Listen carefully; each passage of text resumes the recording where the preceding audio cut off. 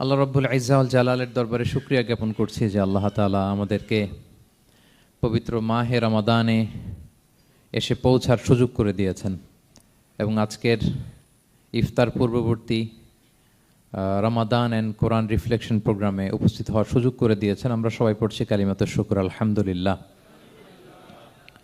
আল্লাহর শুকরিয়া জ্ঞাপনের পাশাপাশি আমি আজকের প্রোগ্রামের অর্গানাইজার বাংলাদেশ মুসলিম কমিউনিটি মালয়েশিয়াকে ধন্যবাদ জানাতে চাই এরকম চমৎকার একটি রমাদানুল মুবারকে কোরআনিক একটি প্রোগ্রামের আয়োজন করবার জন্য। আমরা দোয়া করছি আল্লাহ তাআলা যেন এই কমিউনিটিকে ইসলামের জন্য কবুল করে এবং আমাদের যে ভাইরা নিরলস পরিশ্রম করে এই প্রোগ্রামগুলো আয়োজন করছে, আল্লাহ তাআলা এই পরিশ্রম, এই ডেডিকেশন, এফোর্ট যেন তাদের নাজাতের ওসিলা বানায়। সম্মানিত শুধু আমরা সবাই জানি এই মাসটির এত বরকতের কারণ হচ্ছে এটি কোরআন নাজিলের মাস। শাহরু রমাদান আল্লাযী উনজিলা ফীহিল কুরআন হুদাল লিন-নাস ওয়া বাইয়িনাতিম মিনাল হুদা ওয়াল ফুরকান। রমাদান এমন মাস যে মাসে আল্লাহ তাআলা কোরআন নাজিল করেছে। তো বেসিক্যালি এই মাসের মূল মর্যাদা কোরআনের কারণে। সাইয়েদনা জিবরিল আলাইহিস সালাম কোরআন নিয়ে এসেছেন, উনি শ্রেষ্ঠ ফেরেশতা হয়েছেন। আল্লাহর হাবিব সাল্লাল্লাহু আলাইহি ওয়াসাল্লামের উপর কোরআন নাজিল হয়েছে, ফলে উনি শ্রেষ্ঠ নবী হয়েছেন। রমাদানে কোরআন নাজিল হয়েছে, ফলে রমাদান শ্রেষ্ঠ মাস হয়েছে। কদরের রাতে কোরআন নাজিল হয়েছে, ফলে কদর শ্রেষ্ঠ রাত হয়েছে। আমরাও যারা কোরআনের সাথে সুসম্পর্ক গড়ে তুলব, কোরআনের সাথে অ্যাটাচমেন্ট বাড়াবো, আমাদেরকেও শ্রেষ্ঠত্বের মর্যাদায় আল্লাহ তাআলা আসীন করবেন ইনশাআল্লাহ বিইذنিল্লাহ।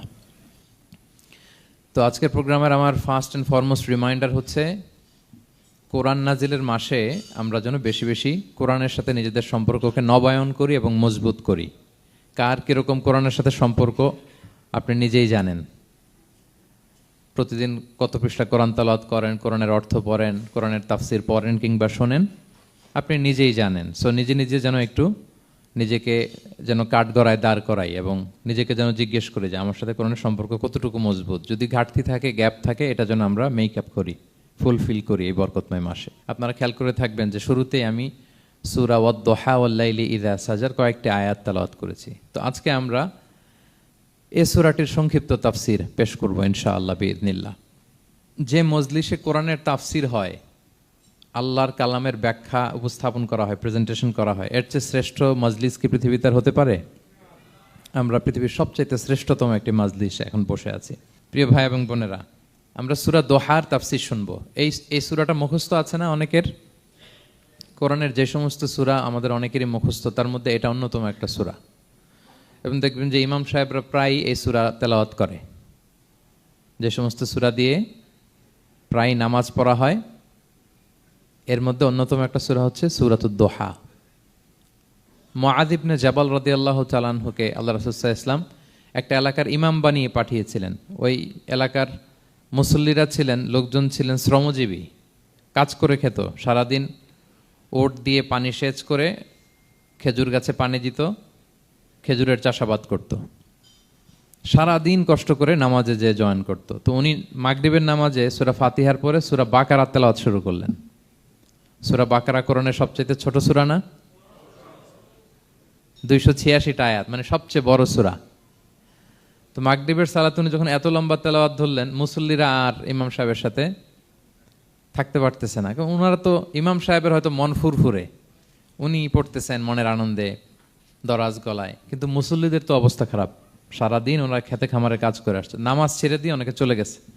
একা একা নামাজ পড়ে যে আল্লাহ রাসূল সাল্লাল্লাহু আলাইহি ওয়াসাল্লামের কাছে যে বিচার দিল যে ইয়া রাসূলুল্লাহ, দেখেন এমন একজন ইমাম আপনি অ্যাসাইন করেছেন আমাদের এলাকায়, মাগরিবের নামাজে উনি সূরা বাকারা পড়ে, আর আমরা হচ্ছে শ্রমজীবী। রাসূল সাল্লাল্লাহু আলাইহি ওয়াসাল্লাম খুব রেগে গেলেন। মুআয ইবনে জাবালকে ডেকে বললেন, হে মুআয, আফাত্তানুন আন্ত, তুমি কি সমাজে ফিতনা ছড়াচ্ছ? তুমি জানো না এরা কারা? তোমার কি সূরা ওয়াদ-দুহা ওয়াল-লাইলি ইযা সাজা মুখস্থ নাই? তোমার কি ওয়াশ-শামসি ওয়া-দুহাহা এটা মুখস্থ নাই? তোমার কি সাব্বিহ ইসমা রাব্বিকাল আ'লা এই সূরাগুলো তোমার জানা নাই? উনি বললেন জানা আছে। তো এগুলো রেখে দিয়ে মাগরিবের নামাজে কেন সূরা বাকারা ধরলা? তোমার মুসল্লিরা তো শ্রমজীবী মুসল্লি। যখন ইমামের দায়িত্ব হচ্ছে পেছনে কারা আছে এটা খেয়াল করা। অনেক সময় ইমাম সাহেব আল্লাহু আকবার বলে যে নামাজ ধরছে, কি হচ্ছে পেছনে আর খোঁজ খবর নাই। আল্লাহর হাবিব সাল্লাল্লাহু আলাইহি ওয়াসাল্লাম কিন্তু এমন ইমাম ছিলেন না, উনি অত্যন্ত বিবেকবোধ সম্পন্ন একজন ইমাম ছিলেন। একবার পেছনে এক বাচ্চার কান্না শুনে উনি নামাজ ছোট করে দিয়েছেন। সবাই বললেন, ইয়া রাসূলুল্লাহ, এত ছোট নামাজ তো কখনো পড়তে দেখি না। তখন রাসূল সাল্লাল্লাহু আলাইহি ওয়াসাল্লাম বললেন, একটা ছোট বাচ্চার কান্নার আওয়াজ আমার কানে এসেছে। আমার মনে হচ্ছে বাচ্চাটাকে সামলাতে নারীদের কাতারে একটা মায়ের খুব কষ্ট হচ্ছে, এর জন্য নামাজটা আমি খাটো করে দিয়েছি। দেখেন কি চিন্তা চেতনা, পিছনে কি হচ্ছে সব রাসূল সাল্লাল্লাহু আলাইহি ওয়াসাল্লাম এটা খেয়াল করতেন। তো এই সূরার একটা ফজিলত আপনি জানলেন যে রাসূল সাল্লাল্লাহু আলাইহি ওয়াসাল্লাম সূরা ওয়াদ-দুহা ওয়াল-লাইলি ইযা সাজা এটা তেলাওয়াত করতে বলেছিলেন মুআয ইবনে জাবাল রাদিয়াল্লাহু তাআলা আনহুকে। এটা কোরআনের 93 নম্বর সূরা। কত নাম্বার? এটা মাক্কি সূরা, আর নাজিলের ধারাবাহিকতা অনুযায়ী এটা 11তম সূরা। মানে এই সূরার আগে আরো 10টা সূরা নাজিল হয়েছিল, তার মানে মক্কার একেবারে শুরুর দিকে এই সূরাটা নাজিল হয়েছিল। আপনারা জানেন যে এবছর আমার একটা বই এসেছে এক নজরে কোরআন নামে, সেখানে আমি প্রত্যেকটা সূরার সার সংক্ষেপ নিয়ে সংক্ষেপে, খুব সংক্ষেপে, কখনো যদি সুযোগ হয় আপনারা দেখবেন যে প্রত্যেকটা সূরা 5 পৃষ্ঠার মধ্যে আমরা নিয়ে আসার চেষ্টা করেছি। সেখানে এগুলো পাবেন, সূরাটা কয় নাম্বার, নাজিলের ধারাবাহিকতা কখন, তারপর কোরআন শরীফের মধ্যে কখন, এটার ফজিলত কি, এটার সেন্ট্রাল থিম কি, মেজর থিম কি, কজ এন্ড ইফেক্ট কি, সব কেস স্টাডি থেকে শুরু করে রিফ্লেকশন সব আমরা সেখানে উল্লেখ করেছি। তো এই সূরাটা শুরুর দিকে, একেবারে শুরুর দিকে নাজিল হয়েছে। তার আগে মাত্র 10টি সূরা নাজিল হয়েছে। তো নাজিল হতে হতে 10টা সূরা যখন নাজিল হলো, এরপর অনেক দিন রাসূল সাল্লাল্লাহু আলাইহি ওয়াসাল্লামের কাছে কোনো সূরা নাজিল হয় না। কয়দিন নাজিল হয় না? কোনো বর্ণনায় 15 দিন, কোনো বর্ণনায় 1 মাস, কোনো বর্ণনায় 2 মাস, কোনো বর্ণনায় 6 মাস, টানা 6 মাসের গ্যাপ ওহী নাজিল হয় না। আল্লাহর হাবিব সাল্লাল্লাহু আলাইহি ওয়াসাল্লাম তিনি ওহী মিস করতে শুরু করলেন, যে ঘটনা কি, কোরআন নাজিল হচ্ছে না কেন, হঠাৎ এত গ্যাপ কেন? ওনার মাথায় কয়েকটা জিনিস ঘুরপাক খেলো। একটা ঘুরপাক খেলো যে আমার কোনো কাজে আল্লাহ আবার অসন্তুষ্ট হলো নাকি, অথবা আমি কোরআনের আয়াত এই বাণীগুলো পৌঁছে দেওয়ার ক্ষেত্রে আমার কোনো গাফলতি হয়ে গেল নাকি, সামহাও কি আল্লাহর সাথে আমার কানেকশন এটা কি লুজ হয়ে যাচ্ছে, আমি কি কোনোভাবে আল্লাহ থেকে দূরে সরে পড়তেছি। রাসূল সাল্লাল্লাহু আলাইহি ওয়াসাল্লাম টেনশনে পড়ে গেলেন, চিন্তায় পড়ে গেলেন, কি রে ওহী আসে না কেন, আসে না কেন, আসে না কেন। এটা ছিল একটা দিক। আরেকটা দিক হচ্ছে আল্লাহর হাবিব সাল্লাল্লাহু আলাইহি ওয়াসাল্লামের কাছে কোরআনের আয়াত যাই নাজিল হতো উনি যে লোকদের কাছে প্রচার করে দিতেন। এখন নাজিল হয়েছে এখনই যে প্রচার শুরু, রাতে নাজিল হয়েছে রাতেই প্রচার শুরু, দিনে নাজিল হয়েছে দিনেই প্রচার শুরু, যখন নাজিল তখন প্রচার।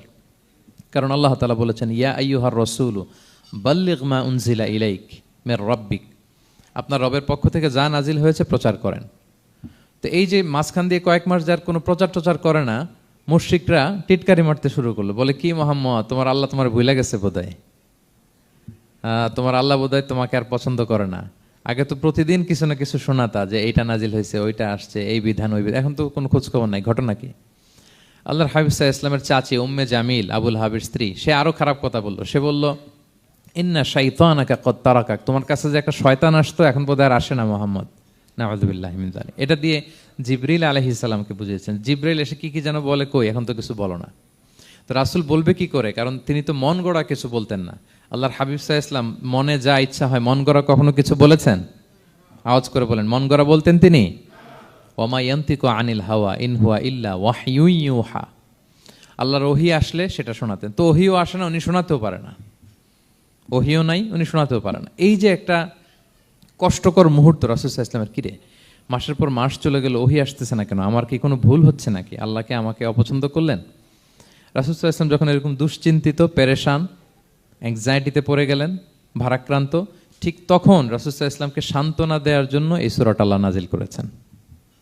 সান্ত্বনা দেওয়ার জন্য এই সূরাটা বেশ আশা জাগানিয়া সূরা, মোটিভেশনাল সূরা, ইন্সপিরেশনাল সূরা। আপনার মন খারাপ হলে আপনি এই সূরাটা পড়বেন, এই সূরাটা, এবং এটার পরে আরেকটা সূরা আছে সূরাতু আলাম নাশরাহ, আপনার মন ভালো হয়ে যাবে। এটাকে দি অ্যান্টি ডিপ্রেসেন্ট সূরা বলে, মানে ডিপ্রেশন কাটায় ফেলে। আমাদের এরকম অনেক সময় হয় না যে হতাশ, দেয়ালে পিঠ ঠেকে গেছে, কোনো বের হওয়ার রাস্তা নাই, কই যাব, কোথাও সফলতা নাই, সবাই আমাকে ভুল বুঝতেছে, এরকম মাঝে মাঝে হয় না? আমাদের সবার লাইফে আপস অ্যান্ড ডাউনস আছে।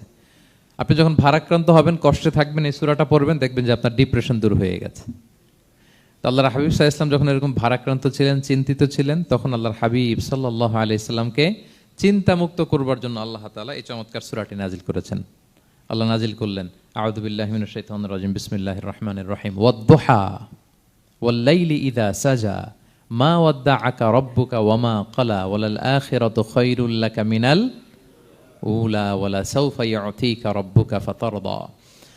আল্লাহ তাআলা বললেন ওয়াদ্দুহা, আলোর শপথ। আমি একবার সরল বঙ্গানুবাদ করি, তারপরে আমি তাফসিরে ঢুকছি। ওয়াদ্দুহা, আলোর শপথ। ওয়াল্লাইলি ইযা সাজা, রাতের শপথ, যখন রাত নিঝুম নিস্তব্ধ হয়।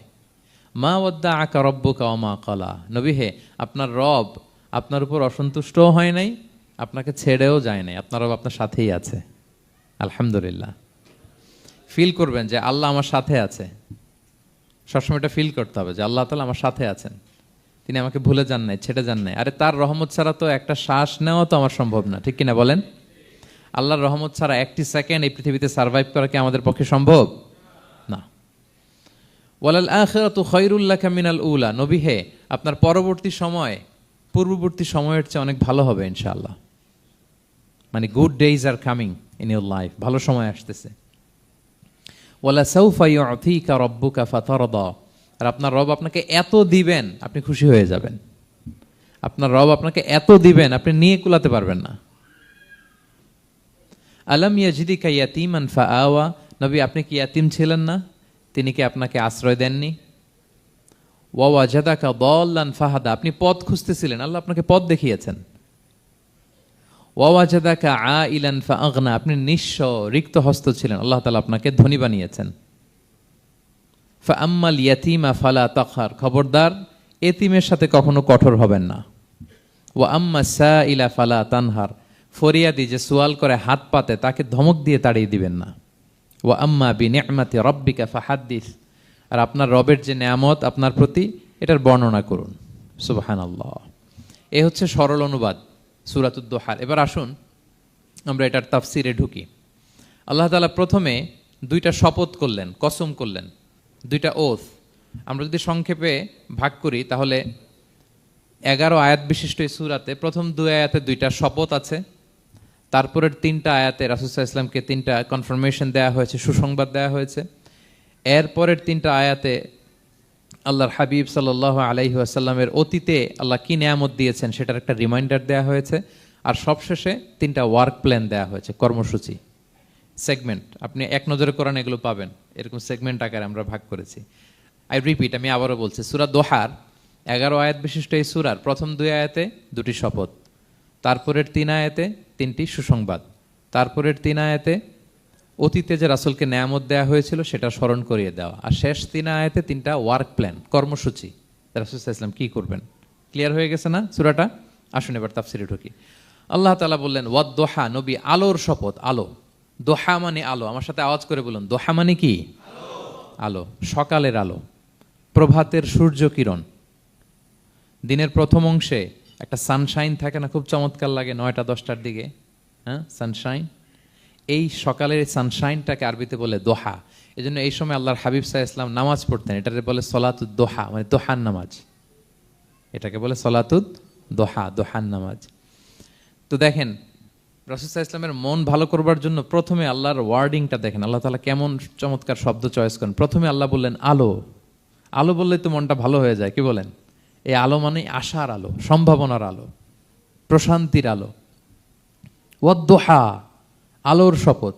মানে নবী আপনি হতাশ হবেন না, হাল ছাড়বেন না, ভরসা রাখুন। আপনি ঘর থেকে বের হন, দেখুন কি চমৎকার আলো। It's a beautiful day out there, জান, হোয়াট এ নাইস সানশাইন। কি চমৎকার উজ্জ্বল প্রভাতের সূর্য কিরণ। এত চমৎকার জলজলে সানশাইনিং এনভায়রনমেন্টে আপনার মন খারাপ হয় কি করে? ওয়াদ-দোহা, দোহার শপথ মানে প্রভাতের সূর্য কিরণের শপথ। আবার বললেন ওয়াল্লাইলি ইযা সাজা, রাতের শপথ, যখন সে রাত নিঝুম হয়, গভীর হয়, নিস্তব্ধ হয়। 2টা শপথ, আলোর শপথ আর রাতের অন্ধকারের শপথ। আলোর শপথ বলে বেসিকলি আল্লাহ তাআলা ওহির আগমনকে বুঝিয়েছেন, আর রাতের শপথ বলে আল্লাহ তাআলা বেসিকলি ওহির অনুপস্থিতিকে বুঝিয়েছেন। মানে রাত দিন দুইটাই যেমনি লাগে, আল্লাহ তাআলা বোঝাতে চাইলেন নবী আপনি টেনশন করবেন না, আমি উইথ ইউ, আমি আপনার সাথে আছি। ওহি আসা না আসা দুইটাই গুরুত্বপূর্ণ। রেগুলার যদি ওহি আসে এটা রিসিভ করতে আপনার কষ্ট হয়ে যাবে। আল্লাহর পক্ষ থেকে আসমানি কিতাবের যে ওহি, এটা সাধারণ কোনো কথা না। ইন্না সানুলকি আলাইকা কওলান সাকিলা, এটা খুব ভারী, হেভি ওয়েট। এটা পাহাড়ে নাজিল করলে, লাউ আনজালনা হাযাল কুরআনা আলা জাবাল লারাআইতাহু খাশিআম মুতাসাদ্দিআম মিন খাশিয়াতিল্লাহ, এটা মাউন্ট এভারেস্টের উপর নাজিল করলে পাহাড় ভেঙে খান খান হয়ে যেত। শীতের রাতে কোরআন নাজিল হলে রাসূল সাল্লাল্লাহু আলাইহি ওয়াসাল্লাম ঘেমে একাকার হয়ে যেতেন, কপাল বেয়ে টপ টপ করে ঘাম পড়তে ওহী রিসিভ করতে যেয়ে। তিনি ওটের উপরে করে মরুভূমিতে চড়ছেন, ওহী নাজিল হলে ওটের বুক মাটিতে মিশে যেত। এক সাহাবার মাথায় পায়ের মধ্যে মাথা রেখে রাসূল সাল্লাল্লাহু আলাইহি ওয়াসাল্লাম শুয়েছিলেন, তখন ওহী নাজিল হলো। সাহাবা বলছেন ওহীর ভারে মনে হচ্ছে যে আমার পায়ের হাড্ডিটাই ফেটে যাবে। তার মানে এটা খুব ভারী বাণী, খুবই ভারী, এটা সাধারণ কোনো কালাম না। তো এই যে রাসূল সাল্লাল্লাহু আলাইহি ওয়াসাল্লামের কাছে যে ওহী নাজিল হচ্ছিল, এটা যদি রেগুলার নাজিল হয়, এটা রিসিভ করা রাসূল সাল্লাল্লাহু আলাইহি ওয়াসাল্লামের জন্য সহজ হবে না, কঠিন হয়ে যাবে। রেগুলার ওহী নাজিল হলে এটার যে পাওয়ার, প্রেশার, রাসূল সাল্লাল্লাহু আলাইহি ওয়াসাল্লামের স্নায়ু এটা বরদাস্ত করতে পারবে না। তো আল্লাহ বোঝাতে চাইলেন, নবী, আমি কাফির রাজা বলে আপনাকে আমি ভুলে গেছি, কখনো না, নেভার এভার। বরং আপনার যাতে একটু রেস্ট হয়, আরাম হয়, আপনাকে একটু কমফোর্ট দেওয়ার জন্য আমি সাময়িকভাবে ইচ্ছে করে ওহীটা বন্ধ রেখেছি। সুবহানাল্লাহ পড়বেন না? আপনার যাতে একটু কমফোর্ট হয়, আপনার যেন একটু আরাম হয়, ওহী রিসিভ করে করে যেন আপনি অভ্যস্ত হতে পারেন, এজন্য আমি ইচ্ছা করে আপনাকে একটু আরাম দেওয়ার জন্য ওহী বন্ধ রেখেছি। সারাদিন যদি, মানে দিনের 24 ঘন্টায় যদি সূর্য থাকে, ভাল লাগবে? আচ্ছা বলেন, 6 মাস টানা সূর্য ভাল লাগবে আপনার? রোদের গরমে আমরা অস্থির হয়ে যাব। তো 12 ঘন্টা সূর্যের আলোর পরে যেমনি রাতের দরকার আছে, আল্লাহ বোঝাতে চাইলেন ওহী নাজিল হওয়ার পাশাপাশি মাঝে মাঝে ওহী ব্রেক দেওয়ার দরকার আছে, ওহী বন্ধ থাকার দরকার আছে। ফলে আপনি হ্যাবিচুয়েটেড হবেন, ওহী রিসিভ করা না করা এটা আপনার জন্য ইজি হয়ে যাবে। যখন আপনি আপনার জন্য ওকে হয়ে যাবে, তখন আমি লাগাতার ওহী নাজিল করব। তাহলে ওরা যে বলে আমি আপনাকে ভুলে গিয়েছি, না, আমি আপনাকে ভুলি নাই, বরং আপনার আরামের জন্য খানিকটা সময় আপনাকে বিশ্রামের সুযোগ করে দেওয়ার জন্য আমি আল্লাহ ওহী বন্ধ রেখেছি। সুবহানাল্লাহ। তার মানে আল্লাহ তাআলা নবীকে ভুলেন নাই বা নবী সাল্লাল্লাহু আলাইহি ওয়াসাল্লামের উপর অসন্তুষ্ট হন নাই, ইচ্ছে করে আল্লাহ তাআলা কিছুদিন ওহী বন্ধ রেখেছেন। প্রতিদিন সূর্য থাকলে যেমনি ভাল লাগে না, মানে 24 ঘন্টা, এজন্য 12 ঘন্টা সূর্য দিয়ে আল্লাহ 12 ঘন্টা রাত দিয়েছেন, আমাদের আরামের, বিশ্রামের, ঘুমের আয়োজন করেছেন। ঠিক তেমনি রেগুলার ওহী রিসিভ করলে রাসূল সাল্লাল্লাহু আলাইহি ওয়াসাল্লামের জন্য কষ্ট হয়ে যাবে, এজন্য ইচ্ছে করে আল্লাহ গ্যাপ দিয়েছেন। আল্লাহর হাবিব সাল্লাল্লাহু আলাইহি ওয়াসাল্লামের উপর আল্লাহ অসন্তুষ্ট হননি। এটাই আল্লাহ তাআলা বললেন যে ওয়াদ-দুহা ওয়াল-লাইলি ইযা সাজা, প্রভাতের সূর্য কিরণের শপথ, রাতের নিঝুম নিস্তব্ধ পরিবেশের শপথ। মা ওয়াদ্দাআকা রাব্বুকা ওয়া মা ক্বালা, আপনার রব আপনারে ভুলেও যায় নাই, আপনারে ছেড়েও যায় নাই, আপনার উপর নাখোশও হয় নাই। সুবহানাল্লাহ। আপনার রব আপনার সাথেই আছে, এটা সবসময় ফিল করবেন যে আমার রব আমার সাথে আছে। এটা ফিল করলে আপনার মধ্যে যে সাহস আসবে, আপনি কল্পনাই করতে পারবেন না যে এত এনার্জি আপনার ভিতরে আসলো কি করে। আপনারা খেয়াল করেছেন, বছর খানিক আগে ভারতবর্ষের আমাদের এক বোনের সামনে কিছু সন্ত্রাসী, ওরা জয় শ্রীরাম জয় শ্রীরাম বলতেছিল, মনে আছে? কিন্তু আমার ওই বোন মুস্কান কি বলছিল বলেন তো? তার এক আল্লাহু আকবারে from north to south, from east to west, the entire globe প্রকম্পিত হয়েছে। আমরা সবাই পড়েছি আল্লাহু আকবার, সবাই আমরা কি পড়েছি? আল্লাহু আকবার। কারণ সে ফিল করেছে যে আল্লাহ আমার সাথে আছে। মনকে তুমি বুঝিয়ে বলো আল্লাহ আছেন আমার সাথে, এটা ফিল করতে হবে। আল্লাহর হাবিব সাল্লাল্লাহু আলাইহি ওয়াসাল্লামকে আল্লাহ তাআলা এইটাই অ্যাসিউরেন্স দিলেন, কনফার্মেশন দিলেন যে মা ওয়াদ্দাআকা রাব্বুকা ওয়া মা ক্বালা, আপনার রব আপনাকে ভুলে যায় নাই, আপনার রব আপনার প্রতি অসন্তুষ্ট হয় নাই। আমি ইচ্ছা করে ওহীটা বন্ধ রেখেছি যাতে আপনার আরাম হয়। সুবহানাল্লাহ। আল্লাহর হাবিব সাল্লাল্লাহু আলাইহি ওয়াসাল্লামের প্রতি আল্লাহ তাআলা কতটা টেক কেয়ার করতেন দেখেন। রেগুলার ওহী নাজিল হলে রাসূল সাল্লাল্লাহু আলাইহি ওয়াসাল্লামের কষ্ট হয়ে যাবে, এজন্য তিনি কিছুদিন ওহী বন্ধ রেখে রাসূল সাল্লাল্লাহু আলাইহি ওয়াসাল্লামকে বিশ্রামের ব্যবস্থা করে দিয়েছেন। তাহলে প্রথম 3টা আয়াত ক্লিয়ার না সবার কাছে? আচ্ছা, প্রথম 2টো আয়াতে 2টা শপথ গেল, এরপরে 3টা সুসংবাদ। সুসংবাদের প্রথমটা হলো আমি ভুলিও নাই, ছাড়িও নাই, আপনার সাথে আছে। এরপর আল্লাহ বললেন ওয়ালাল আখিরাতু খায়রুল লাকা মিনাল উলা, নবী হে, আপনার পরবর্তী সময় পূর্ববর্তী সময়ের চেয়ে ভালো হবে। নিশ্চয়ই আপনার পরবর্তী সময় পূর্ববর্তী সময়ের চেয়ে ভালো হবে। তার মানে গুড ডেইজ আর কামিং, ভালো সময় আপনার জীবনে আসছে, আপনি হতাশ হবেন না, নিরাশ হবেন না। এরপর আল্লাহ তাআলা বললেন ওয়ালা সাউফা ইউতিকা রাব্বুকা ফাতারদা, নবী হ্যাঁ, আপনার রব আপনাকে এত দিবে আপনি খুশি হয়ে যাবেন, আপনার রব আপনাকে এত নেয়ামত দান করবে আপনি আপনার রবের প্রতি সন্তুষ্ট হয়ে যাবেন। সুবহানাল্লাহি বিহামদি। এবং তাই হয়েছে। যারা আপনারা সিরাত পড়েছেন, যারা আল্লাহর হাবিব সাল্লাল্লাহু আলাইহি ওয়াসাল্লামের জীবনী নিয়ে ধারণা রাখেন, তারা দেখবেন যে আল্লাহর রাসূল সাল্লাল্লাহু আলাইহি ওয়াসাল্লাম যেখানেই মনে কষ্ট পেয়েছেন, বিষণ্ণ, চিন্তিত, তখনই আল্লাহ তাআলা রাসূল সাল্লাল্লাহু আলাইহি ওয়াসাল্লামের চিন্তা দূর করে রাসূল সাল্লাল্লাহু আলাইহি ওয়াসাল্লামকে সন্তুষ্ট করেছেন। যখনই রাসূল সাল্লাল্লাহু আলাইহি ওয়াসাল্লামের মনে কষ্ট, তিনি চিন্তিত, তখনই আল্লাহ তাআলা ওনাকে হ্যাপি করেছেন। কাইন্ড অফ রাসূলকে হ্যাপি করাই আল্লাহর কাজ, আল্লাহর হাবিব সাল্লাল্লাহু আলাইহি ওয়াসাল্লামকে হ্যাপি করাই আল্লাহ তাআলার কাজ। দেখেন কিভাবে আল্লাহ তাআলা আল্লাহর হাবিব সাল্লাল্লাহু আলাইহি ওয়াসাল্লামকে হ্যাপি করেছেন, একটু খেয়াল করে দেখেন। মক্কাতে যখন খুব জটিল অবস্থা,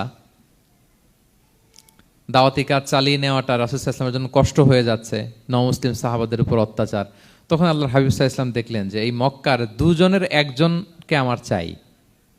তাদের একজন যদি ইসলামের ছায়াতলে আসে তাহলে ইসলামের পাল্লাটা ভারী হয়। কারা? একজন হচ্ছে ওমরে ফারুক আর একজন আবু জাহাল। দুজনের একজন তখন ইসলাম ধর্ম গ্রহণ করে নাই। তো রাসূল সাল্লাল্লাহু আলাইহি ওয়াসাল্লাম কেঁদে কেঁদে আল্লাহর কাছে ফরিয়াদ জানালেন, আল্লাহুম্মা আইজ্জাল ইসলামা বিআহাব্বি হাযাইন আর-রাজুলাইনি ইনদাক। আল্লাহ, আমি কাউকে স্পেসিফিক তোমার কাছে চাই না, শুধু এটাই বলি, দুজন লোকের নাম বলবো, এই দুজন লোকের মধ্যে থেকে যাকে তোমার পছন্দ হয় তাকে তুমি ইসলামের ছায়াতলে এনে ইসলামকে শক্তিশালী করো। এক হচ্ছে আবু জাহাল, আরেক হচ্ছে ওমরে ফারুক। এই দোয়াটা তিনি করতে লাগলেন, আর খুব চিন্তিত, দুজনের কেউই মুসলমান হয় না। একদিন হঠাৎ সাহাবারা বললেন, ইয়া রাসূলুল্লাহ, আল্লাহর হাবিব সাল্লাল্লাহু আলাইহি ওয়াসাল্লাম তখন দারুল আরকামের ভেতরে বসা। সাহাবারা বললেন, ইয়া রাসূলুল্লাহ, আপনি এখান থেকে সরে যান, কারণ ওমরে ফারুক নাঙ্গা তলোয়ার নিয়ে আসতেছে আপনাকে হত্যা করবার জন্য।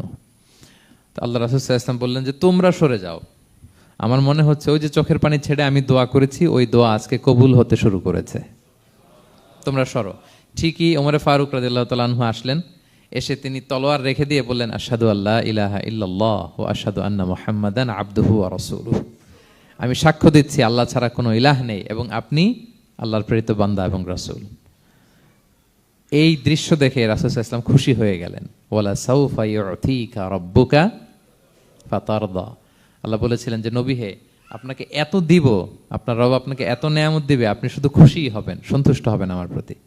এদের রাসূল সাল্লাল্লাহু আলাইহি ওয়াসাল্লামের দোয়া কবুল করে আল্লাহ তাআলা ওমরে ফারুককে ইসলামের ছায়াতলে এনে ইসলামকে শক্তিশালী করলেন। ফাতারদা, রাসূল সাল্লাল্লাহু আলাইহি ওয়াসাল্লাম খুশি হয়ে গেলেন। এভাবে প্রতিটা ক্ষেত্রে। মক্কাতে যখন খুব কঠিন অবস্থা, রাসূল সাল্লাল্লাহু আলাইহি ওয়াসাল্লাম তায়েফে চলে গেলেন দাওয়াত দেওয়ার জন্য। নেইবারিং সিটি, আপনারা যে হজ উমরা করেছেন জানেন, মক্কার পাশের সিটি তায়েফ। দাওয়াত দিলেন, দাওয়াত প্রত্যাখ্যান করলো তারা। শুধু তাই না, ফিজিক্যালি হ্যারেস করা হলো আল্লাহর হাবিব সাল্লাল্লাহু আলাইহি সাল্লামকে। রাসূল সাল্লাল্লাহু আলাইহি ওয়াসাল্লামের জামা ধরে, গা ধরে টানা হেঁচড়া করা হলো, পাথর মারা হলো, তিনি রক্তাক্ত হলেন। হামালাতুল জিবাল, পাহাড় রক্ষী ফেরেশতারা বলল, ইয়া রাসূলুল্লাহ, আপনি যদি আদেশ দেন তায়েফের দুই দিকের পাহাড় দিয়ে এমন চাপা দিব, পুরো তায়েফের জনপদ একেবারে ভ্যানিশ হয়ে যাবে। আল্লাহর হাবিব সাল্লাল্লাহু আলাইহি ওয়াসাল্লাম বললেন, না, আমি আশা করি তাদের পরবর্তী নেক্সট জেনারেশনের কেউ না কেউ পড়বে লা ইলাহা ইল্লাল্লাহ মুহাম্মাদুর রাসূলুল্লাহ। তাই হয়েছে। এখন তায়েফে যান, শুধু মসজিদ আর মসজিদ, মসজিদ আর মসজিদ। কি চমৎকার পরিবেশ! তায়েফে গেলে মনেই হবে না আরব দেশ। বৃষ্টি হয় প্রতিদিন, অনেক চাষাবাদ হয়, চমৎকার এলাকা। রাসূল সাল্লাল্লাহু আলাইহি ওয়াসাল্লামের দোয়ার বরকত। তো তায়েফবাসী দাওয়াত প্রত্যাখ্যান করলো। রাসূল সাল্লাল্লাহু আলাইহি ওয়াসাল্লাম গায়ের রক্ত পরিষ্কার করে নাখলা নামক খেজুরের বাগানে যায়েদ রাদিয়াল্লাহু তাআলা আনহুকে ফজরের নামাজ পড়তেছিলেন। আল্লাহর হাবিব সাল্লাল্লাহু আলাইহি ওয়াসাল্লাম যখন ফজরের সালাতে তেলাওয়াত করতে লাগলেন, একদল জিন পাশ দিয়ে যাচ্ছিল, তারা তাদের এলাকায় যেয়ে বলল, ইন্না সামি'না কুরআনান আজাবা ইয়াহদি ইলা রুশদি ফাআমান্না বিহি। জিনেরা আগে আকাশের উপরে উঠে ফেরেশতারা কি বলে চুরি করে শুনে আসতো। হঠাৎ জিনেরা আর উপরে যেতে পারে না, উপরে যেতে চাইলেই ফাআতবাআহু শিহাবুন সাকিব, আগুনের পাথর মারা হয়। ঘটনা কি? সব জিনেরা বৈঠক বসালো। ঘটনা কি? আগে কত তথ্য আগেই জেনে যেতাম, জেনে গণকদেরকে বলতাম, গণকরা আমাদেরকে ধন্যবাদ জানাইতো। তো এখন তো আসমানের সিকিউরিটি এত বেড়ে গেল কেন? কারণ কি? ওই যে শেষ নবী আসার কথা যে মনে হয় চলে আসছে, দেখো তো কোথায় আসছে উনি। খুঁজতে খুঁজতে খুঁজতে একদল ওই দিন ফজরের সময় আল্লাহর হাবিব সাল্লাল্লাহু আলাইহি ওয়াসাল্লাম রক্তাক্ত হয়ে ফজরের সালাত যখন পড়তেছেন, ওই কোরআন তেলাওয়াত শুনে তারা এলাকায় যেয়ে বলল যে ইন্না সামি'না কুরআনান আজাবা, এক আজীব কোরআন শুনে আসছি, ইয়াহদি ইলা রুশদি, এই কোরআন মানুষকে হেদায়েতের পথে নিয়ে যায়। ফাআমান্না বিহি, আমরা ঈমান এনে ফেললাম। সুবহানাল্লাহ পড়েন। তো রাসূল সাল্লাল্লাহু আলাইহি ওয়াসাল্লাম তো এটা জানেন না। আল্লাহ তাআলা জিবরাইল মারফত জানালেন যে হে নবী, আপনি এসেছিলেন ম্যানকাইন্ডকে দাওয়াত দিতে তায়েফের, তারা দাওয়াত গ্রহণ করে নাই, ম্যানকাইন্ড রিজেক্ট করেছে। কিন্তু আরেকটা জাতি আছে যাদেরকে আপনি দেখেন না, তাদেরকে বলে জিন কাইন্ড, মানে জিন জাতি। পুরো জিন জাতি কালিমা পড়ে মুসলমান হয়ে গিয়েছে নবী। বলে সাউফা ইউতিকা রাব্বুকা ফাতারদা, নবী আপনার রব আপনাকে এত নেয়ামত দিবেন আপনি খুশি হয়ে যাবেন। নবী সাল্লাল্লাহু আলাইহি ওয়াসাল্লাম ওইখানে আবার খুশি হয়ে গেলেন, রক্তাক্ত, ইনজুর্ড। কিন্তু যখন শুনলেন মানুষ জাতি তারা ঈমান আনে নাই, কিন্তু জিন জাতি তারা ঈমান এনেছে। আল্লাহর হাবিব সাল্লাল্লাহু আলাইহি ওয়াসাল্লাম আবার আনন্দিত হলেন। তাহলে আল্লাহর হাবিব সাল্লাল্লাহু আলাইহি সাল্লামকে আনন্দিত করাই হচ্ছে আল্লাহর কাজ, খুশি রাখাই হচ্ছে আল্লাহর কাজ। সুবহানাল্লাহি বিহামদি। আল্লাহর হাবিব সাল্লাল্লাহু আলাইহি ওয়াসাল্লামের বয়স যখন 50 বছর, ওনার কাছের দুজন আত্মীয় মারা গেল। ওনার প্রিয়তমা স্ত্রী খাদিজা রাদিয়াল্লাহু তাআলা আনহা ইন্তেকাল করলেন, ওনার প্রিয় চাচা আবু তালেব ইন্তেকাল করলেন। দুইজনই শেল্টার দিত, একজন ঘরে একজন বাইরে। আবু তালেবের কারণে কেউ রাসূল সাল্লাল্লাহু আলাইহি ওয়াসাল্লামের গায়ে হাত তোলার সাহস পায় নাই। তো উনি যখন ইন্তেকাল করলেন, রাসূল সাল্লাল্লাহু আলাইহি ওয়াসাল্লাম বিপদে পড়ে গেলেন। সারাদিন কাফেরদের বকা ঝকা গালি খেয়ে ঘরে যখন আসতেন, খাদিজা রাদিয়াল্লাহু তাআলা আনহার কথা শুনলে ওনার হৃদয়টা প্রশান্ত হয়ে যেত। তো বাইরের চাচাও নাই, ভেতরের স্ত্রীও নাই, দুইজনই মারা গেলেন ওই বছর। ওই বছরকে বলা হয় আমুল হুজন, মানে দুশ্চিন্তার বছর। এত ভারাক্রান্ত আল্লাহর হাবিব সাল্লাল্লাহু আলাইহি ওয়াসাল্লাম হলেন, চিন্তিত হলেন, মনটা ভেঙে খান খান। আল্লাহ তাআলা কিন্তু ঠিকই বুঝেন যে তার হাবিবকে কখন হ্যাপি করতে হবে। আল্লাহ তাআলা তখন সাইয়েদনা জিবরাইল আলাইহিস সালামকে পাঠালেন যে যাও, আমার বন্ধুকে আর পৃথিবীতে থাকার দরকার নাই, আমার বন্ধুকে ঊর্ধ্ব জগতের নৈশ ভ্রমণের ইনভাইটেশন দিয়ে আসো, মানে মেরাজের ইনভাইটেশন দিয়ে আসো। পড়েন সুবহানাল্লাহ। সুবহানাল্লাযী আসরা বিআবদিহি লাইলাম মিনাল মাসজিদিল হারামি ইলাল মাসজিদিল আকসা, মসজিদুল হারাম থেকে মসজিদুল আকসা, তারপরে উপরে সুম্মা দানা ফাতাদাল্লা ফাকানা কাবা কাউসাইনি আও আদনা। আল্লাহর আরশে চড়ে গেলেন, জান্নাত জাহান্নাম দেখিয়ে, নতুন কিছু গিফট দিয়ে, তার পেয়ারা হাবিবের মন ভালো করে এরপরে আবার দুনিয়ায় পাঠালেন। ওয়ালা সাউফা ইউতিকা রাব্বুকা ফাতারদা। নবী হে, আপনাকে এত নেয়ামত দিব, আপনি শুধু খুশিই হবেন আর সন্তুষ্ট হবেন। সুবহানাল্লাহ। এবার বুঝতে পারতেছেন কিভাবে আল্লাহর হাবিবকে আল্লাহ তাআলা খুশি করেছেন। মক্কায় আর থাকতে পারতেছেন না, এমন অবস্থা যে কোনো সময় আল্লাহর হাবিব সাল্লাল্লাহু আলাইহি ওয়াসাল্লামকে হত্যা করা হবে। আল্লাহ তাআলা আল্লাহর হাবিবের জন্য নতুন জায়গার ব্যবস্থা করে দিলেন, তওবা কিংবা তাইবা, যেটাকে আমরা মদিনা বলি। তিনি মদিনায় গেলেন, আবার রাসূল সাল্লাল্লাহু আলাইহি ওয়াসাল্লামের হৃদয় প্রশান্ত হলো। কিন্তু মদিনায় যে তিনি কাবাকে মিস করতে আরম্ভ করলেন। আল্লাহর হাবিব সাল্লাল্লাহু আলাইহি ওয়াসাল্লাম নবী হওয়ার পরে টানা 14 বছর কিবলা ছিল কিন্তু বাইতুল মাকদিস। কিন্তু মক্কায় যখন তিনি ইবাদত করতেন, তিনি বাইতুল মাকদিসের দিকেই হয়েই নামাজ পড়তেন, কিন্তু সামনে কাবাটারে রাখতেন। কথা বুঝতে পেরেছেন? মক্কায় যখন তিনি নামাজ পড়তেন 13 বছর, কিবলা যেহেতু বাইতুল মাকদিস, বাইতুল মাকদিসের দিকেই হয়ে নামাজ পড়তেন, কিন্তু মাঝখানে রাখতেন কোনটারে? কাবাকে। তাহলে কেমন যেন কাবাই তার সামনে।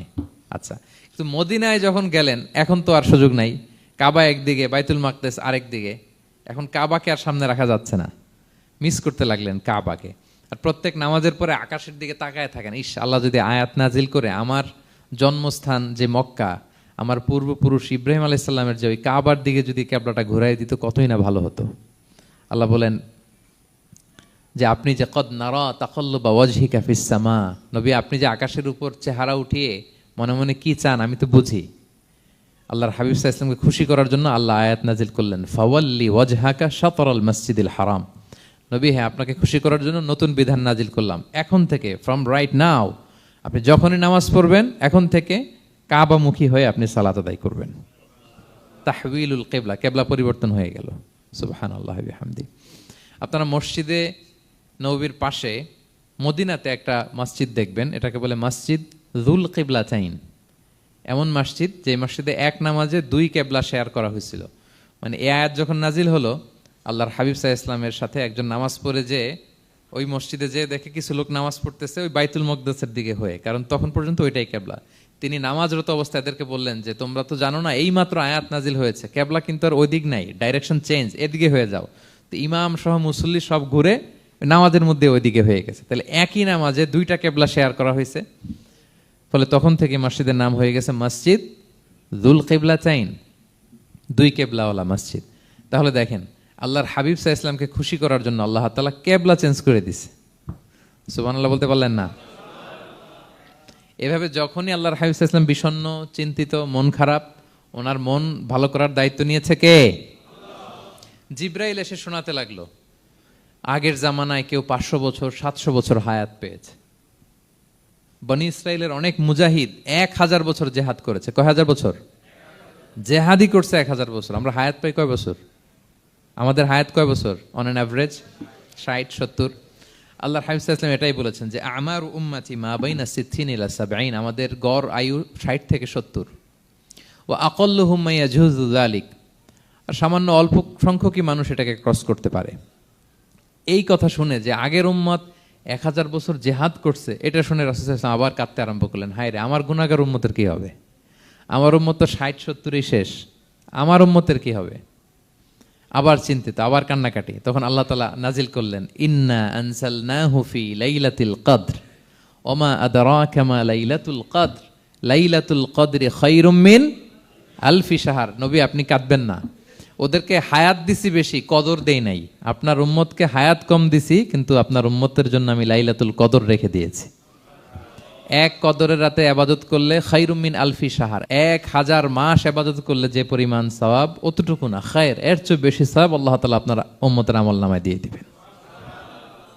আবার আল্লাহর হাবিব সাল্লাল্লাহু আলাইহি ওয়াসাল্লাম মন ভালো হয়ে গেল। ওয়ালা সাউফা ইউতিকা রাব্বুকা, সবাই বলেন ওয়ালা সাউফা ইউতিকা রাব্বুকা ফাতারদা। নবী হে এত দিব, আপনি শুধু হ্যাপি হবেন, হ্যাপি। এরপরে বদরের যুদ্ধে বিজয় দান করলেন, মক্কা বিজয় দান করলেন, তাবুক যুদ্ধে বিজয় দান করলেন।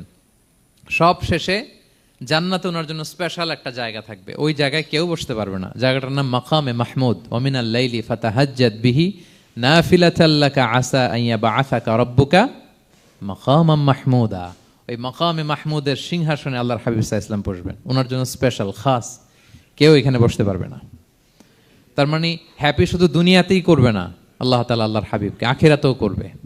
আল্লাহর হাবিব সাল্লাল্লাহু আলাইহি ওয়াসাল্লামকে কাউসার দেয়া হবে, ইন্না আতাইনা কাল কাউসার। হে নবী আপনাকে কাউসার দিয়েছি, এমন হাউজে কাউসার, যে হাউজে কাউসারের সামনে পান পেয়ালা, যেটা দিয়ে পানি নিয়ে আপনি উম্মতকে খাওয়াবেন, এটার সংখ্যা আকাশের তারা যত বেশি তার চেয়েও বেশি।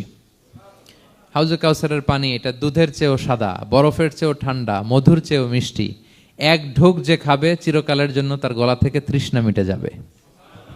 He will never ever be thirsty again. একবার খাইছে তো শেষ। পেতে চান সেটা আল্লাহর হাবিবের কাছ থেকে? আমরা পেতে চাই কি চাই না বলেন? ইন্না আতাইনা কাল কাউসার। নবী আপনাকে আমি কাউসার দিয়েছি।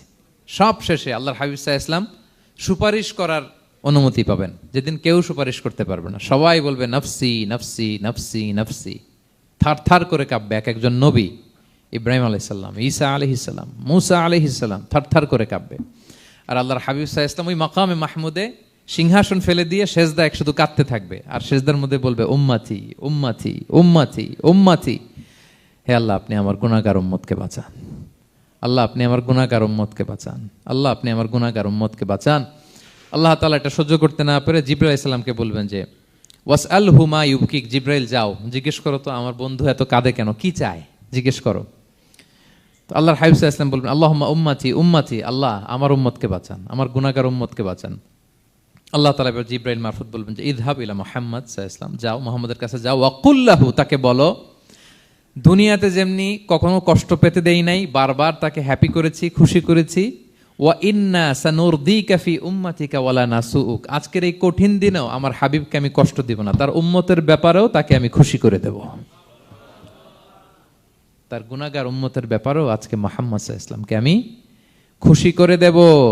আল্লাহর হাবিব সাল্লাল্লাহু আলাইহি ওয়াসাল্লাম তখন সুপারিশ শুরু করবেন। আল্লাহু আকবার, আল্লাহু আকবার। ওয়ালা সাউফা ইউতিকা রাব্বুকা ফাতারদা। নবী হে আপনাকে এত নেয়ামত দিব আপনি নিয়ে কুলাতে পারবেন না। সব শেষে এই গুনাহগার উম্মতকে সুপারিশ করে জাহান্নাম থেকে নাম কাটিয়ে সবাইকে নিয়ে তিনি একটা ফ্ল্যাগ হাতে নিয়ে তিনি জান্নাতের দিকে ছুটবেন। ওই ফ্ল্যাগের মধ্যে লেখা থাকবে আলহামদু। কি লেখা থাকবে? মানে প্রশংসা, প্রশংসার পতাকা। নিজেও তো প্রশংসিত। মুহাম্মদ মানে কি জানেন? মুহাম্মদ মানে কি? প্রশংসিত। এই কারণে মুহাম্মদ সাল্লাল্লাহু আলাইহি ওয়াসাল্লামকে মক্কার লোকেরা গালি দিয়েও শান্তি পেত না। মানে যদি বলি এই প্রশংসিত লোকটা খারাপ, কথাটা হইল? প্রথমে আগে বলা লাগে কি? প্রশংসিত। মুহাম্মদ মানে কি? তো এই জন্য মক্কার লোকেরা রাসূল সাল্লাল্লাহু আলাইহি ওয়াসাল্লামকে মুহাম্মদ না বলে ডাকতো মুদাম্মাম, মানে নিন্দিত। তো মুদাম্মাম তো রাসূলের নাম না, রাসূল সাল্লাল্লাহু আলাইহি ওয়াসাল্লামের নাম কি? মুহাম্মদ, প্রশংসিত। এই জন্য গালি দিয়েও তারা মজা করতে পারতো না, সুবিধা করতে পারতো না। গালি দিলেও আগে প্রশংসা করে নেওয়া লাগতো। প্রথমে বলতো মুহাম্মদ পাগল, এরকম বলতো নাউযুবিল্লাহ। তার মানে প্রশংসিত লোকটা পাগল হইলো, এটা গালি হয়েছে? ঘুরে ফিরে তো প্রশংসাই হয়ে গেল। তো আল্লাহর হাবিব সাল্লাল্লাহু আলাইহি ওয়াসাল্লাম লিওয়াউল হামদ, প্রশংসার ফ্ল্যাগ নিয়ে বিশাল উম্মতকে নিয়ে জান্নাতে অভিমুখে যাবেন এবং জান্নাতের দরজায় হি উইল বি দা প্রথম নক করবেন উনি। তখন জান্নাতের রক্ষী ফেরেশতা বলবে মান আনতা, কে? আল্লাহর হাবিব সাল্লাল্লাহু আলাইহি ওয়াসাল্লাম বলবেন আনা মুহাম্মদ, আমি মুহাম্মদ। তো ফেরেশতা বলবে আমরা দাঁড়ায় আছি এজন্য আল্লাহ বলে দিয়েছেন মুহাম্মাদের আগে কাউকে যেন এন্ট্রি দেয়া না হয়, আপনার আগে যেন কারোর জন্য জান্নাতের দরজা না খুলি, স্পেশাল উপর থেকে অর্ডার আছে। আপনি যেহেতু নক করেছেন, ওয়েলকাম, আসেন। পুরো উম্মাহ নিয়ে আল্লাহর হাবিব সাল্লাল্লাহু আলাইহি ওয়াসাল্লাম জান্নাতে ঢুকবেন। ওয়ালা সাউফা ইউতিকা রাব্বুকা ফাতারদা, নবী হে আপনাকে অচিরেই এত নেয়ামত দিব আপনি সন্তুষ্ট হয়ে যাবেন। প্রথম দুইটা শপথ গেল, এরপর তিনটা সুসংবাদ গেল।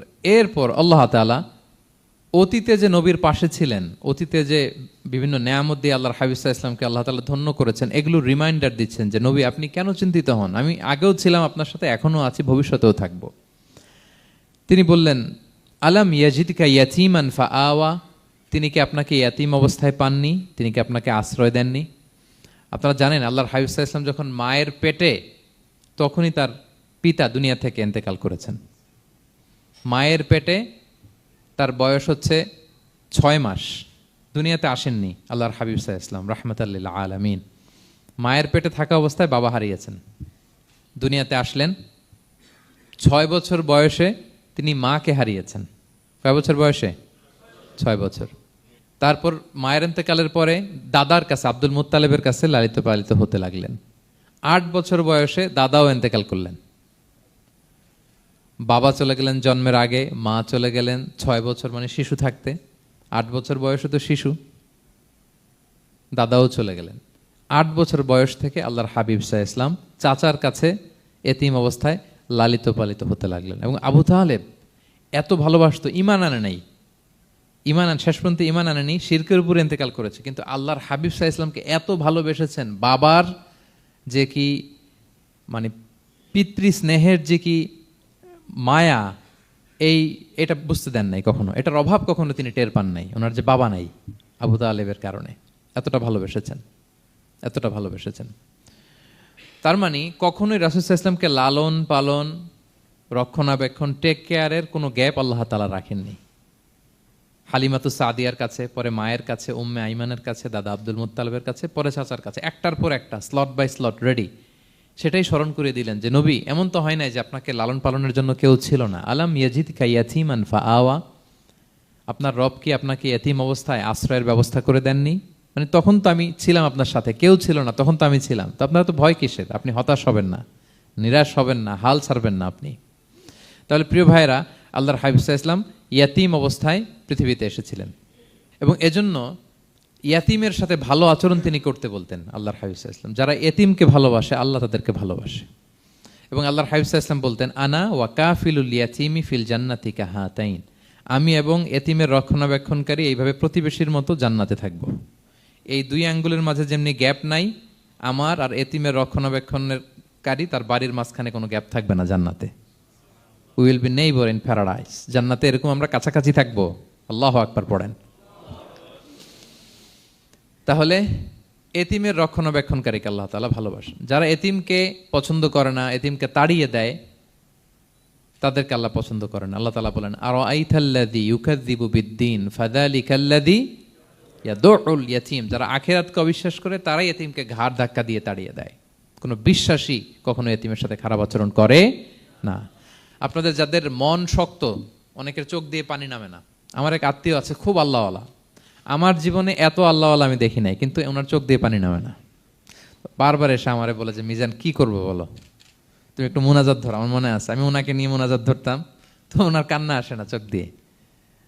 এত আল্লাহওয়ালা, খুব ভালো মানুষ, কিন্তু চোখ দিয়ে পানি নামে না। এটা অনেকের হয়, নানা কারণে হয়।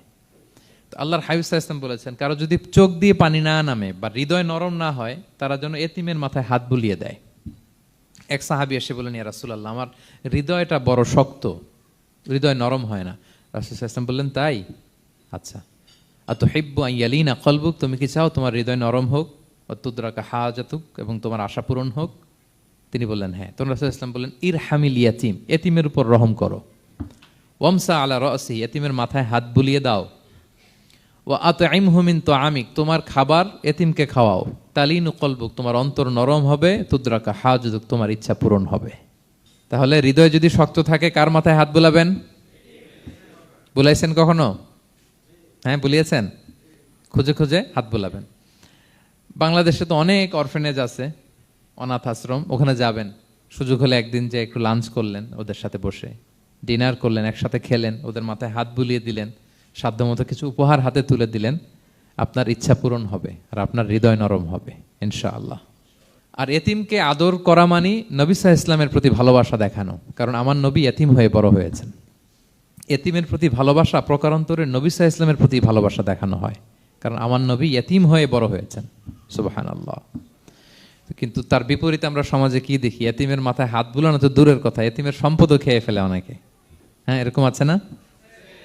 এতিমের সম্পদ দেদারসে গিলতেছে। কি যে আমাদের চিন্তাধারা! দেখবেন যে লোকটা এতিমের সম্পদ গিলে, ওরা রোজা অবস্থায় এক ঢোক পানি গিলাতে পারবেন কিনা দেখেন। যে বলেন একটু পানি খান তো, খাবে না কেন? হারাম। তো ওই হারাম কিন্তু গিলতেছে ইচ্ছা মতো। রোজা অবস্থায় এক ফোঁটা আপনি পানি গিলাতে পারবেন না এরে, কেন? হারাম। কিন্তু ওইদিকে ভাতিজার সম্পদ গিলতেছে দেদারসে। আল্লাহ বলেন এটা ভাতিজার সম্পদ না, এটা তুমি জাহান্নামের আগুন পেটে ঢুকাচ্ছ। জাহান্নামের আগুন। ইন্নাল্লাযীনা ইয়াকুলুনা আমওয়ালাল ইয়াতামা যুলমান ইন্নামা ইয়াকুলুনা ফি বুতুনিহিম নারা ওয়া সায়াসলাউনা সাঈরা। যারা এতিমের সম্পদ খায়, এটা সম্পদ না, এটা জাহান্নামের আগুন তুমি পেটে ঢুকাচ্ছ। সো এতিমের প্রতি যেন আমরা নমনীয় হই, তাদের মাথায় হাত বুলাই, তাদের জন্য খরচ করি, তাদের প্রতি যেন আমরা দয়াদ্র হই, কারণ আমার নবী এতিম অবস্থায় বড় হয়েছেন। তাহলে নবী সাল্লাল্লাহু আলাইহি ইসলামকে এটা স্মরণ করে দিলেন, নবী আপনি তো এতিম ছিলেন, আমি তো আপনাকে রক্ষণাবেক্ষণের ব্যবস্থা করছি। আর কি করেছি? ওয়াজাদাকা দাল্লান ফাহাদা। নবী আপনাকে আমি এমন অবস্থায় পেয়েছি, আপনি পথ খুঁজতেছিলেন, আমি আপনাকে পথ দেখিয়েছি। You are searching the right path and I guided you to the right sense of direction. আপনি পথ খুঁজতেছিলেন, আমি পথ দেখাইছি। এখানে দল্লানের অর্থ পথভ্রষ্ট করা যাবে না। ওয়াজাদাকা দল্লান, হে নবী আপনাকে আমি পথভ্রষ্ট পেয়েছি, পরে পথ দেখাইছি, এরকম বলা যাবে না। এটা আল্লাহর হাবিব সাল্লাল্লাহু আলাইহি ওয়াসাল্লামের ক্ষেত্রে প্রযোজ্য নয়। অনেক বাংলা তাফসীর অর্থে আমি দেখেছি পথ হারা। নবী আপনাকে আমি পথ হারা পেয়েছি, পথ দেখেছি, এটাও খুব একটা সুন্দর না। সবচেয়ে সুন্দর হচ্ছে নবী আপনি পথ খুঁজতেছিলেন, সত্যের অনুসন্ধানী ছিলেন। অনেক সময় দেখবেন অনেক পথিক যেতে যেতে এমন এক জায়গায় যায়, দেখে 3 রাস্তা কিন্তু কোনো সাইনবোর্ড নাই। পুরাতন রাস্তাগুলোতে এরকম অনেক সময় হতো না আমাদের, 3 দিকে রাস্তা, কোনো সাইনবোর্ড নেই, তো যাবো কই? এটা বুঝালেন যে নবী আপনি পথ খুঁজতেছিলেন, আমি আপনাকে দেখিয়েছি, হে নবী এটাই সিরাতুল মুস্তাকিমের পথ। ওয়াজাদাকা দাল্লান ফাহাদা, আপনি পথ খুঁজতেছিলেন, আমি আপনাকে পথ দেখিয়েছি। তো ছোটবেলায় সাথে ছিলাম, পথ খুঁজতেছিলেন, পথ দেখালাম, আমি আপনার ভুললাম কোথায়? কাফিরদের কথায় মন খারাপ করেন কেন যে তারা বলে আমি আপনাকে ভুলেছি, ছেড়েছি? নো, নেভার এভার, আমি আপনার সাথেই আছি।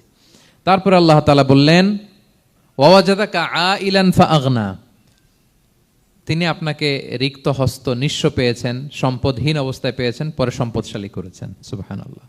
আল্লাহর হাবিব সাল্লাল্লাহু আলাইহি ওয়াসাল্লাম শুরুতে সম্পদের অত যোগান ছিল না, পরে খাদিজা রাদিয়াল্লাহু তাআলা আনহার সাথে যখন বিয়ে হলো, আল্লাহ তাআলা সম্পদের কষ্ট দূর করলেন, কারণ খাদিজা রাদিয়াল্লাহু তাআলা আনহা অনেক বড় ব্যবসায়ী ছিলেন। বিয়ের আগে পার্টনারশিপে বিজনেস ছিল রাসূল সাল্লাল্লাহু আলাইহি ওয়াসাল্লামের সাথে। আল্লাহর হাবিব সাল্লাল্লাহু আলাইহি ওয়াসাল্লাম শ্রম দিয়েছেন, খাদিজা রাদিয়াল্লাহু তাআলা আনহার ইনভেস্টমেন্ট ছিল। তো ওই শ্রমে খাদিজা রাদিয়াল্লাহু তাআলা আনহার এক বান্ধবী, তিনি এমন প্রশংসা করলেন এসে আল্লাহর হাবিব সাল্লাল্লাহু আলাইহি ওয়াসাল্লামের ব্যাপারে যে এমন লোক আমি দেখি নাই, ওনার কথা বার্তা, চলন, কথন, ডিলিং সব আলাদা।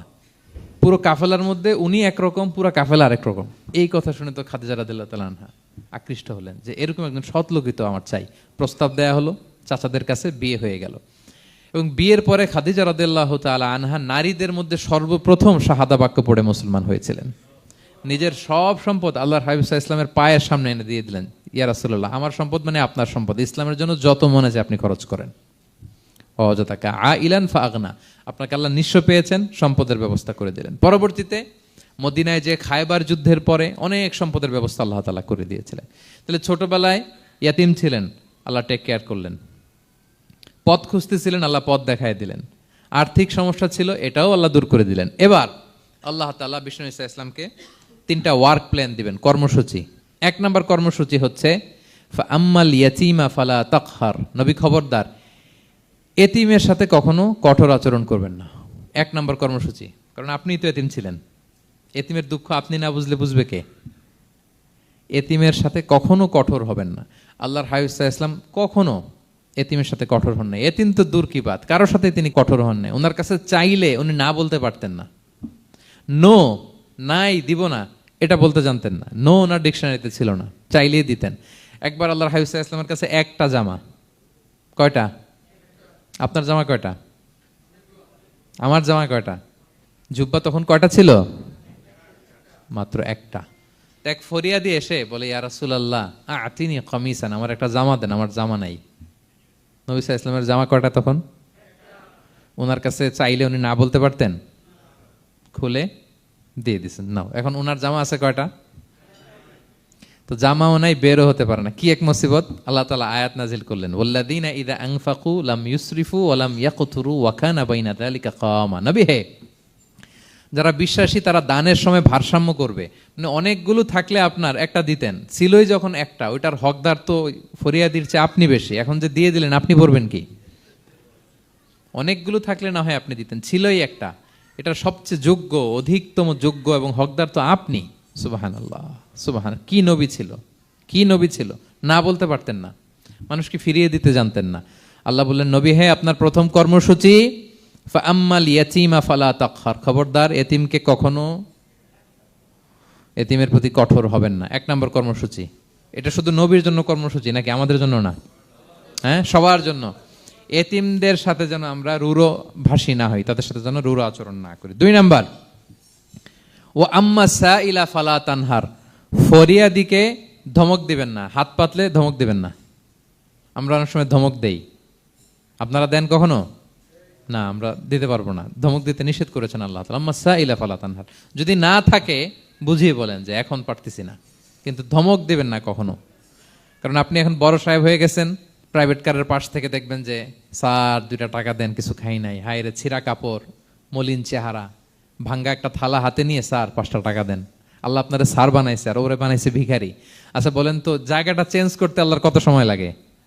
ওরে ভিতরে বসায় স্যার বানাবে আর আপনারে ভাঙ্গা একটা থালা দিয়ে এরকম ওই যে টোল টোল যেখানে নেয় ওখানে দাঁড় করাবে। বলেন আল্লাহর কয় সেকেন্ড লাগবে?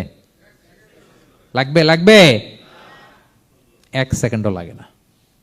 সো ও আম্মা সাইলা ফালা তানহার, ফরিয়াদিকে ধমক দিয়ে তাড়িয়ে দিও না, খবরদার। ওকে আল্লাহ ফরিয়াদি বানিয়ে পরীক্ষা করছে, আর তোমাকে আল্লাহ সম্পদশালী বানিয়ে পরীক্ষা করছে। তাহলে 1 নম্বর কর্মসূচি ছিল এতিমের সাথে রূঢ়ভাষী হবেন না। 2 নম্বর হচ্ছে ফরিয়াদিকে ধমক দিবেন না। 3 নম্বর, ওয়া আম্মা বিনি'মাতি রাব্বিকা ফাহাদ্দিস, আল্লাহ তাআলা আপনাকে যে নেয়ামত দিয়েছে এই নেয়ামতের আপনি কি করেন? বর্ণনা করেন। ওয়া আম্মা বিনি'মাতি রাব্বিকা ফাহাদ্দিস, আল্লাহ নেয়ামতের বর্ণনা করেন, শুকরিয়া করেন। কারণ আল্লাহ তাআলা আমাদের অনেককে ইয়তিম বানায় নাই, আমাদেরকে ফরিয়াদি বানায় নাই। আমরা অনেকেই আছি, আমরা এখনো ইয়তিম না, আমার আব্বা আম্মা এখনো বেঁচে আছেন, আমাদের অনেকের আব্বা আম্মা বেঁচে আছেন। ইয়তিম মূলত ছোট অবস্থায় যদি বাবা মারা যায় তাকে আরবিতে ইয়তিম বলে। মান মাতা আবুহু ওয়া হুয়া সগীর, কেউ ছোট, তার বাবা মারা গেছে, তাকে শরীয়তের পরিভাষায় কি বলে? ইয়তিম। তা আমরা অনেকেই তো ইয়তিম না, আমরা অনেকেই তো অন্যের কাছে হাত পাতা লাগে না, তো আমরা ভালো আছি না? আমাদের দেখবেন যে প্রায় হিসাবটা হচ্ছে আমার কি নাই। আমাদের হিসাবটা কি? কি নাই। কি যে আছে এটার হিসাব করে কুলানোও যাবে না, ঠিক কিনা বলেন? হ্যাঁ, ঠিক যেই মুহূর্তে এখানে বসে আমরা এই চমৎকার ইফতারি নিয়ে বসে আছি, ঠিক একই মুহূর্তে দেখবেন যে হসপিটালের আইসিইউতে শুয়ে শুয়ে কাতরাচ্ছে অনেকে। হ্যাঁ, ঠিক এই মুহূর্তে কিডনি ডায়ালিসিস চলতেছে, দেখছেন? কিডনি পেশেন্ট এদিকে ছিদ্র করে ব্লাড সব বের হয়ে রিফাইনিং হয়ে আরেক দিক দিয়ে ঢুকে, ওর চিৎকার শুনলে। বার্ন ইউনিটে গেছেন কখনো? আগুনে পোড়া রোগী, আপনার তো অনেক কিছু নাই, আমার এটা নাই, ওইটা নাই, আল্লাহ এটা দিল না, এটা নিয়ে আসেন। আপনি বার্ন ইউনিটে একদিন যায়েন, তাহলে বুঝবেন যে আল্লাহ আপনারে কত শান্তিতে রেখেছে। না খেয়ে কয় রাত কাটিয়েছি আমরা, বলেন তো? কত লোক বাড়ি ভাড়া পরিশোধ করতে পারে না, ঋণের বোঝায় জর্জরিত, দুরারোগ্য ব্যাধিতে আক্রান্ত, ক্যান্সারের লাস্ট স্টেজে। তাদের সাথে একটু দেখা করেন, 4th স্টেজে চলে আসছে ক্যান্সার পেশেন্ট। তার চেহারা, তার খাবার, তার চলাফেরা, কিভাবে তার প্রতিটা সেকেন্ড কাটে, একটু দেখে আসবেন, তাইলে বুঝবেন যে কত আল্লাহর দেয়া নেয়ামতের সাগরে হাবুডুবু খাই আমরা। এজন্য আল্লাহ বলেছেন 3 নম্বর কর্মসূচি হচ্ছে ওয়া আম্মা বিনি'মাতি রাব্বিকা ফাহাদ্দিস, আল্লাহ নেয়ামতের শুকরগুজার হও। আল্লাহ যে নেয়ামত দিয়েছে এই নেয়ামত তুমি বর্ণনা করো। অনেকে আছে আল্লাহ নেয়ামত দিলে ওটা প্রকাশ করতে চায় না, এটা আল্লাহ পছন্দ করে না। মানে আপনি যদি অনেক সম্পদশালী হন, আপনি সুন্দর পরিচ্ছন্ন জামা পরবেন, মানুষকে দান করবেন, আপনার বাড়ি ঘর সুন্দর হবে, এটা নিষেধ নয়, এটা ভালো। আপনি আল্লাহর দেয়া নেয়ামত ব্যবহার করতে পারবেন এবং বলতেও পারবেন, কিন্তু শুকরান লা ফখরান, শুকরিয়া স্বরূপ বলবেন, ফখর করে, অহংকার করে না।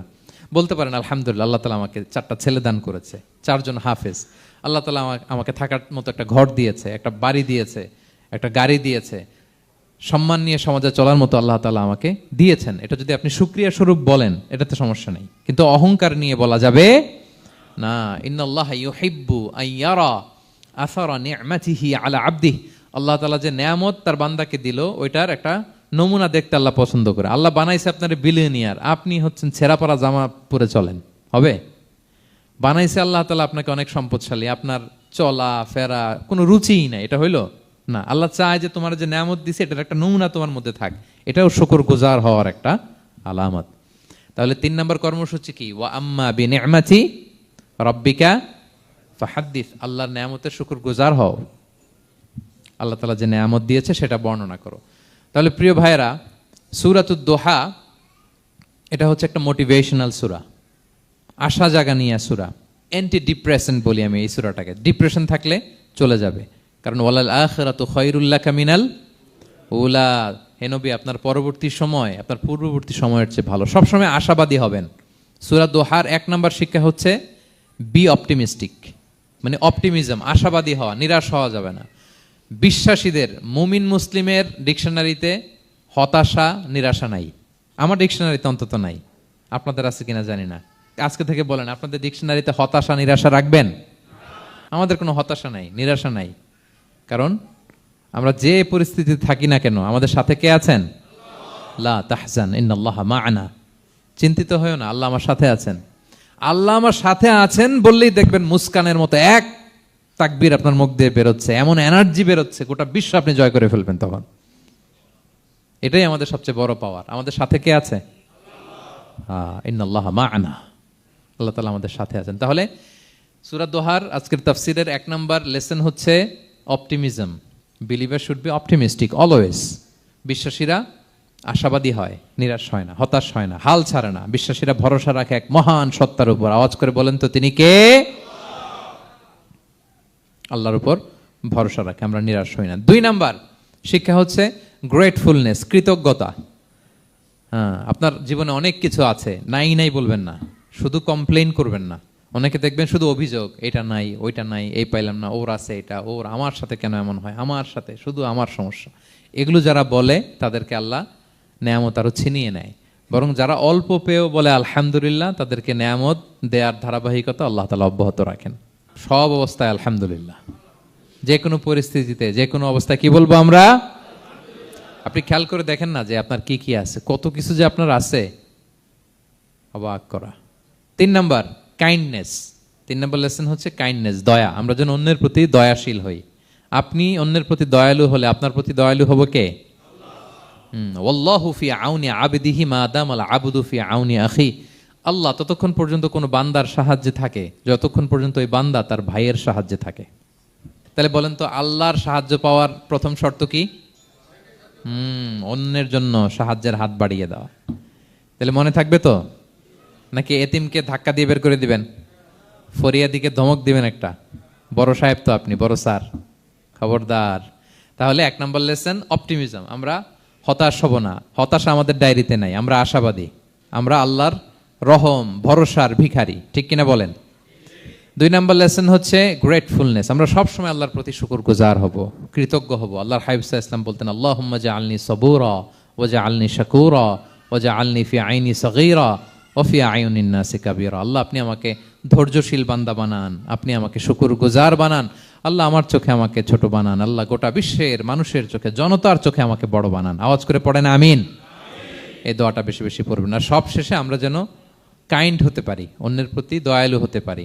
যে রহম করে সে রহম প্রাপ্ত হয়, যে অন্যকে দয়া দেখায় সে আল্লাহর পক্ষ থেকে দয়া পায়।